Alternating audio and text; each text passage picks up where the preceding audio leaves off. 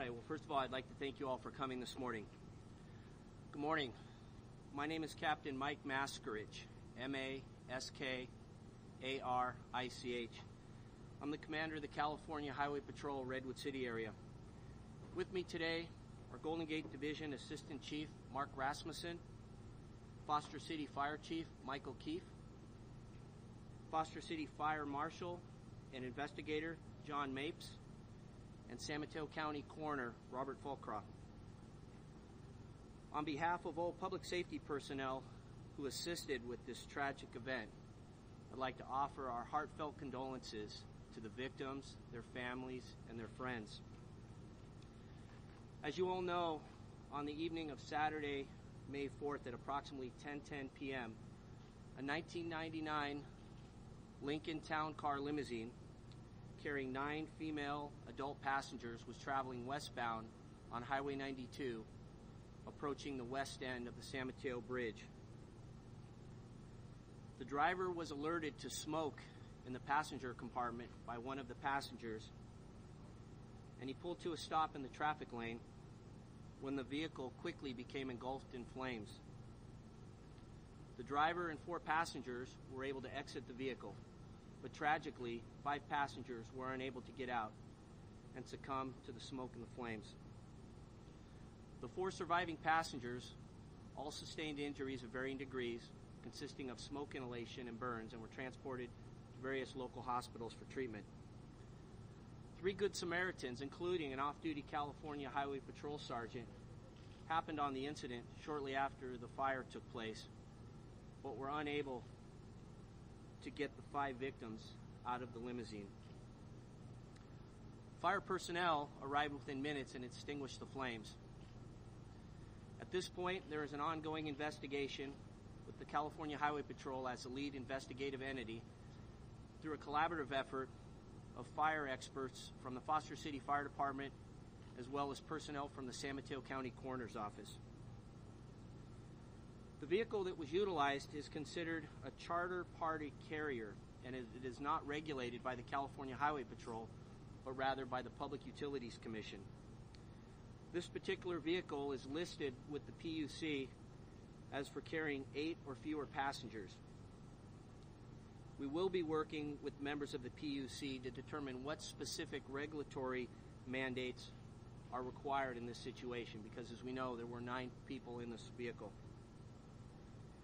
As it appears at this time, the driver of the limousine was appropriately licensed for the type of vehicle that he was utilizing. As I mentioned, there's going to be considerable further investigative efforts to follow. It is anticipated that this investigation will take several weeks to complete.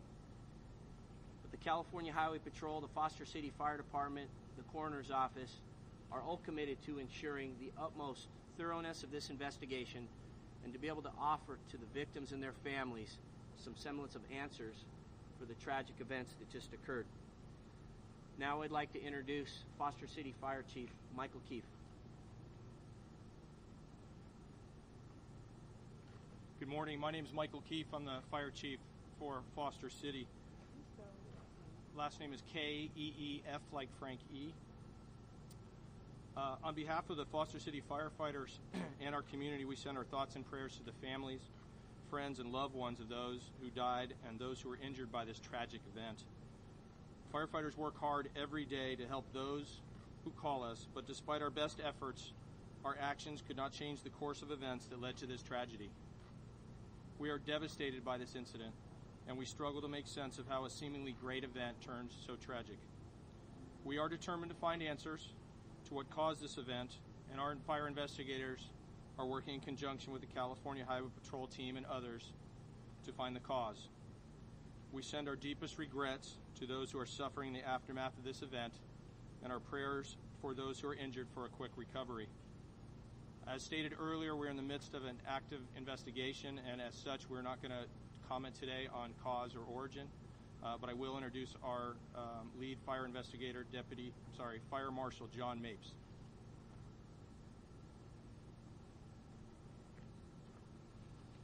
Hi, I'm John Mapes, Fire Marshal, Lead Investigator for Foster City Fire Department. That's M-A-P-E-S. can't release too much information to you right now. There is an ongoing investigation. There will be help from experts from different departments, CHP and ours, to determine the cause. Right now, I don't have anything for you on the cause. Thank you.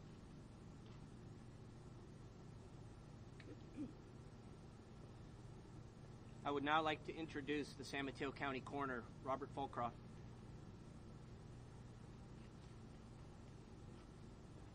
Good morning. I'm Robert Fulcroft. I'm the coroner of the County of San Mateo, and our thoughts and prayers also go out to the surviving victims and to the families of the decedents. I just wanted to give you an update of where we are in our process.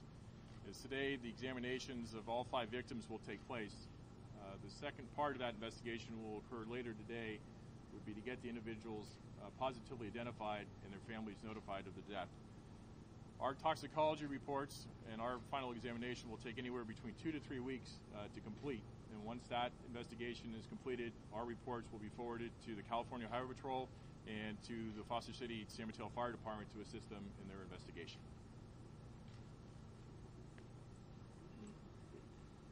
I would now like to be able to entertain some brief questions. Some of your questions we may not at this time be able to answer. However, I would entertain an opportunity for you to ask questions if you do feel you have some as appropriate. Can you talk about the 2 rear passenger doors? Are they in working order, and are they able to be opened from both the inside and the outside, or only when the vehicle stops? At this point, we still need to complete the vehicle inspection, so I can't comment specifically on the operation of those doors. Captain, I'm not aware at this point that it has been. the gasoline tank punctured? I'm not, again, I can't speak specifically to the condition of the vehicle since we have not conducted the vehicle inspection at this point. So any comments that I have would be pure speculation at this point. So I cannot answer any questions related to the vehicle, its mechanical condition, or any particular components operating on the vehicle. Again, this is the nature of this investigation will take place so that we can thoroughly be able to answer all such questions. Do we have any history of problems with the driver, history of his license, anything like that? Again, I haven't seen the driver's full driving record, but that's going to be part of our investigation and looking into, any particular issues that might have been present. Yeah, for the vehicle, any history of problems that you're aware of with the car? We have not had the opportunity as of yet to inspect the maintenance records. That'll be part of our investigation. Captain, Video there's been some history of debris on the San Mateo Bridge as punctured gas tanks in the past. Is there any indications that debris may have been a cause here? At this point, there's been no indication that there was anything external to the, consisting of the bridge itself that contributed to this. Is the limousine salvageable enough where it wasn't burned so badly where you'd be able to find out the cause of this, or is it so bad? Like an airplane, you have a black box, but this one is so charred, it's hard to find out. It's really going to take the experts, both from the fire side as well as the mechanical side, to be able to determine the true nature of what the cause was. But at this point, it would be pure speculation, and I really can't respond to that. Were there fire extinguishers on board? I have not, again, done the vehicle inspection, so I can't attest to what was in the vehicle or, with the vehicle at this time. It's not a vehicle that's regulated as such that at this point that we can find in the vehicle code. There may, however, be regulations within the Public Utilities Commission that would require that, but at this point I can't speak specifically to that. Do you have any updates on the survivors? There were some felony issues and city of residence issues with a couple of the names.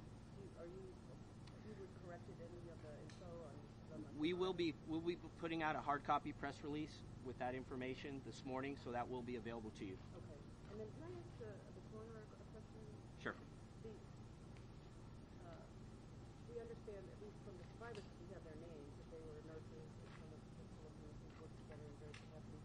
I think you had said to other media that they all were nurses. Can you speak a little bit to what you know about whether they were all nurses, and whether the one individual was married already, and just anything about the circumstances of the victims and the survivors? Some of the information that we received early on is some of the information that we received early on was that some of them may have been nurses, as it's been reported in different media sites.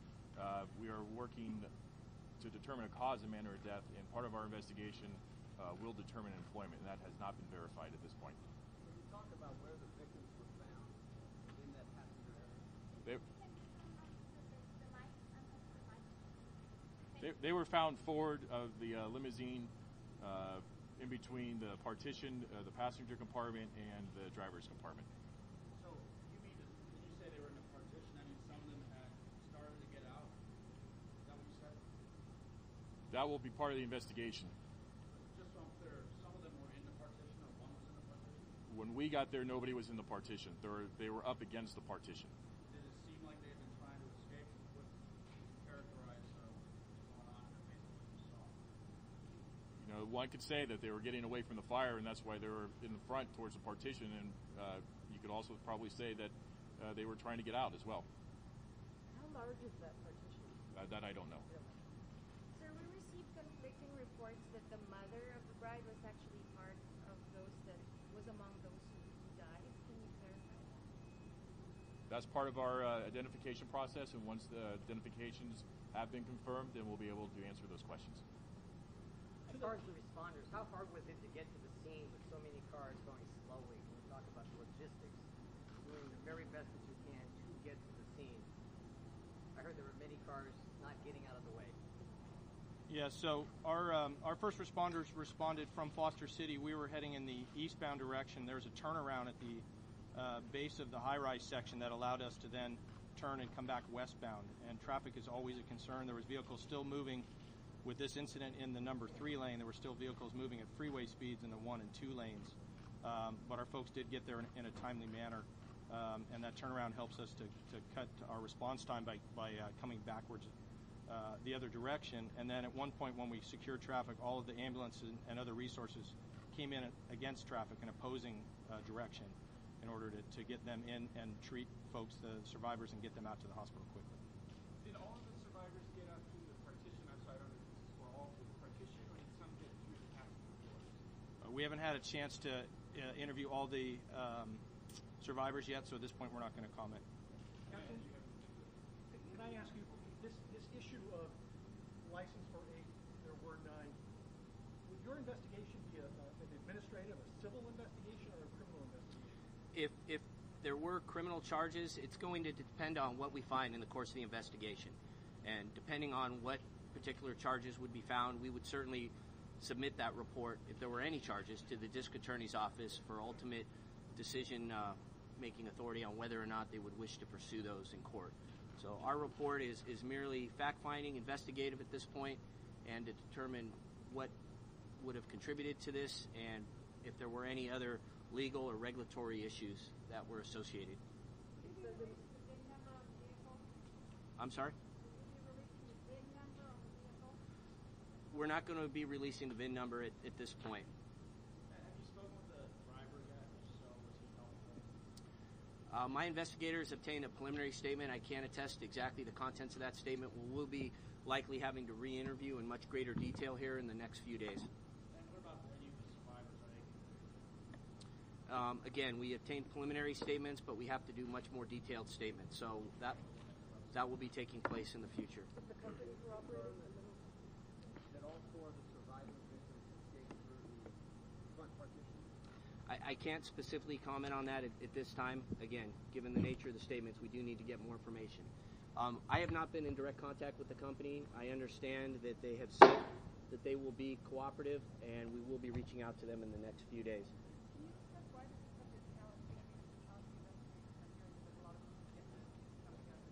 Well, just given the nature of the damage to the vehicle, the fire, the statements. I mean, again, it's an investigation where we want to make sure that we're gathering all the relevant information and we're pulling in a number of different resources to do that. So with that, I would like to thank you all again for your time, for coming down today. And as soon as we have more information and as this investigation concludes, we will certainly be able to provide that information to the victims, their families, and the public. Thank you very much.